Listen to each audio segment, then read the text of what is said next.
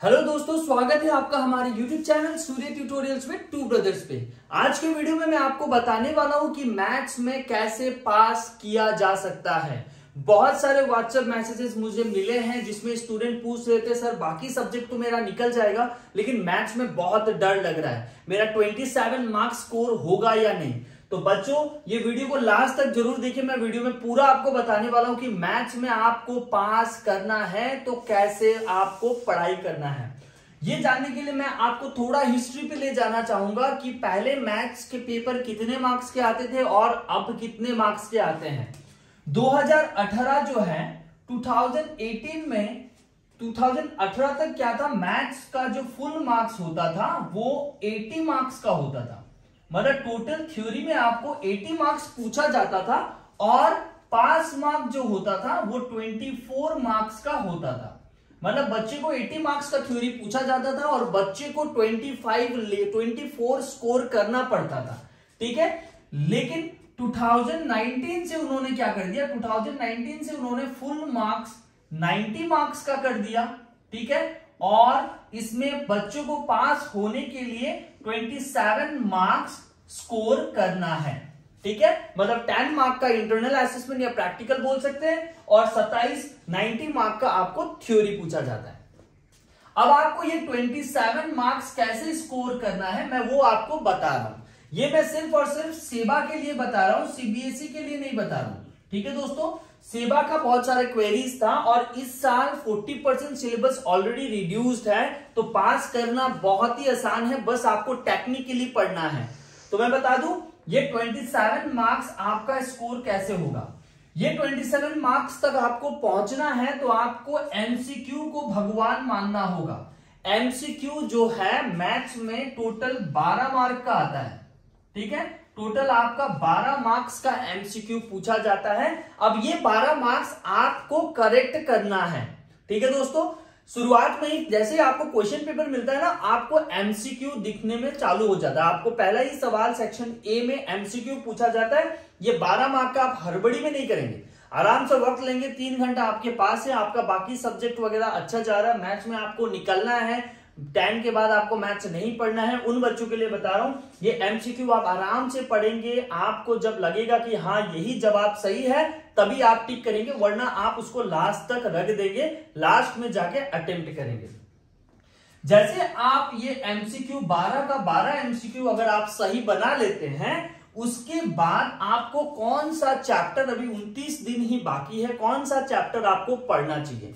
तो मैं बता दूं चैप्टर 2 आपको पॉलिनोमियल पढ़ना है, ठीक है। चैप्टर 2 पॉलिनोमियल में भैया 8 मार्क दिया हुआ है इस साल और 40% सिलेबस रिड्यूस है, तो ये चैप्टर में कुछ बचा ही नहीं। बस finding the zeros, verify the relationship, finding the quadratic polynomial, जो कि 2 केस होता है, एक जब 2 जीरोस दिया रहे और दूसरा आपको सम और प्रोडक्ट दिया रहेगा। तो आप ये वाला आप आराम से घर में पढ़ लें क्योंकि 29 दिन बाकी है। मतलब भरोसा करिए 2 घंटा भी नहीं लगेगा, आपका ये चैप्टर निकल जाएगा, ठीक है दोस्तों। क्योंकि ये चैप्टर में सबसे ज्यादा इंपॉर्टेंट एक्सरसाइज 2.2 ही है। पहला वाला एक्सरसाइज में तो बस इस तरीके का डायग्राम दिया हुआ है, आपको नंबर ऑफ जीरोस बताना है। तो आप इसको काउंट करेंगे कितनी बार इंटरसेक्ट हो रहा है तो आपका आंसर बन जाता है, जो कि ज्यादातर एमसीक्यू में ही पूछा जाता है। तो ये 8 मार्क्स सबसे पहले आप आज से ही तैयारी करना चालू कर देंगे। तो टोटल आपने 12 मार्क का एमसीक्यू कर लिया, ठीक है। 12 मार्क का आपका एमसीक्यू हो गया, फिर 8 मार्क को आपने चैप्टर 2 को खत्म किया तो टोटल हो गया 20। अब आपको और 7 मार्क स्कोर करना है। चैप्टर 2 जैसे ही खत्म हो जाता है आपको कहां जाना है, आपको कंस्ट्रक्शन पे जाना है, चैप्टर 11, ठीक है। कंस्ट्रक्शन में आपको 4 मार्क 100% श्योर एक सवाल दिया जाता है। 4 मार्क का एक कंस्ट्रक्शन। इस साल 40% रिड्यूस है तो टेंजेंट बनाने नहीं पूछ रहे, वो सिर्फ 2 ही पूछेंगे, या तो डिवीजन ऑफ लाइन सेगमेंट जो कि एक ही सवाल है एनसीईआरटी बुक में, और construction of similar triangle. Similar triangle में 2 है, एक ग्रेटर वाला केस और एक स्मॉलर वाला केस, ठीक है।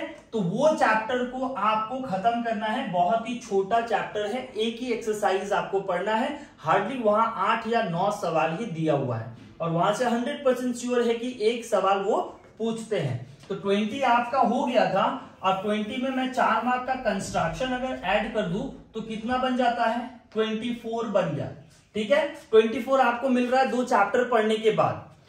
उसके बाद 24 मिल गया आपको, तो 27 जाना है। तो और कौन सा चैप्टर पढ़े जो आपका 27 स्कोर हो जाएगा।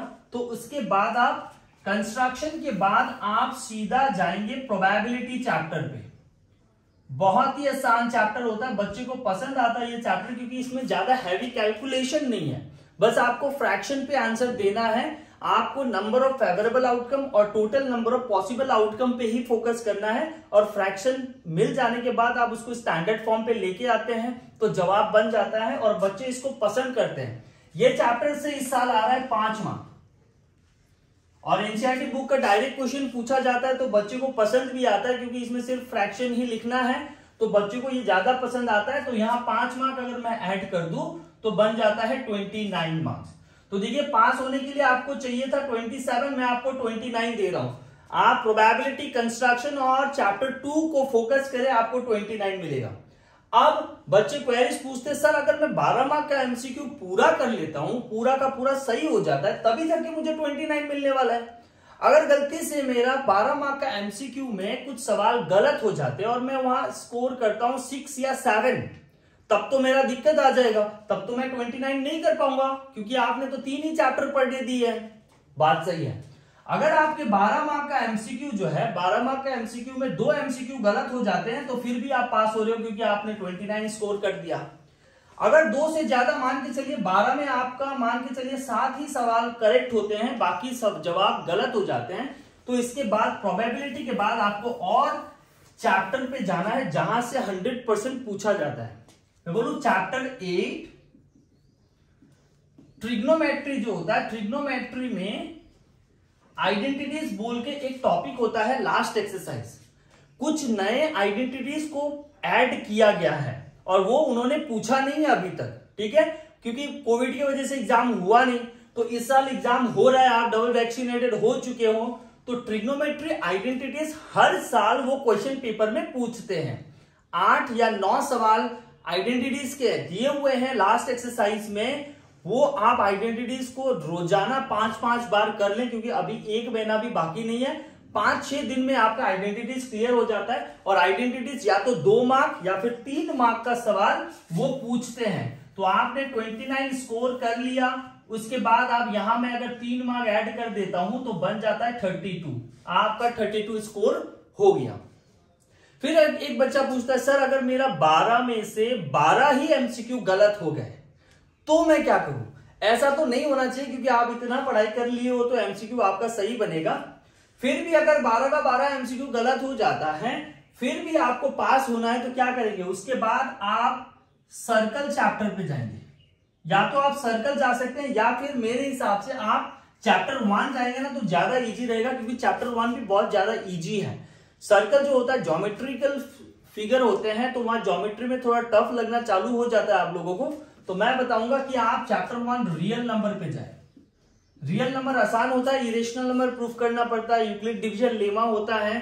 ठीक है, तो रियल नंबर से आपको 5 मार्क मिलने वाला है, डायरेक्ट क्वेश्चन आपको मिलेगा, तो यहां 37 हो गया। ठीक है, मैं उधर अगर एमसीक्यू आपका गलत होता है, एमसीक्यू को जितना हो सके करेक्ट ही करना है। हर सब्जेक्ट में आपको एमसीक्यू करेक्ट करना है, हर सब्जेक्ट में आपको एमसीक्यू मिलने वाला है। ठीक है, अगर आपका एमसीक्यू पूरा का पूरा सही बन जाता है तो विश्वास करिए, आप कोई भी सब्जेक्ट में पास करना आपको बहुत ही आसान हो जाएगा। तो मैंने 37 दे दिया। रियल नंबर के बाद आप अगर पढ़ना चाहते हैं तो स्टैटिस्टिक्स पढ़ें। स्टैटिस्टिक्स से भी आपको क्या होगा, 5-6 मार्क मिलने वाला है, क्योंकि वहां सिर्फ मीन मेडियन मोड ही पूछा जाएगा दोस्तों। तो मैं सिर्फ पासिंग मार्क्स के लिए ही वीडियो बनाया था, तो ऑलरेडी मैंने आपको बता दिया। 12 मार्क का एमसीक्यू करना है, चैप्टर 8 को आज से ही पढ़ना चालू कर दोगे, सिर्फ एक ही एक्सरसाइज पढ़ना है। कंस्ट्रक्शन आप आज से ही करना चालू कर दोगे, एक ही सवाल पूछते हैं 4 मार्क का। फिर प्रोबेबिलिटी आपको करना है। ठीक है, इस तरीके का आप बनाएंगे तो आपका पूरा का पूरा कंसेप्ट क्लियर होगा, और आप साथ ही साथ मैं बता दूं आपको पास करने में बहुत ही आसान होगा। सिर्फ 27 लॉजिकली पढ़ें, दिमाग लगा के पढ़ें तो पास करना कोई बड़ा बात नहीं है।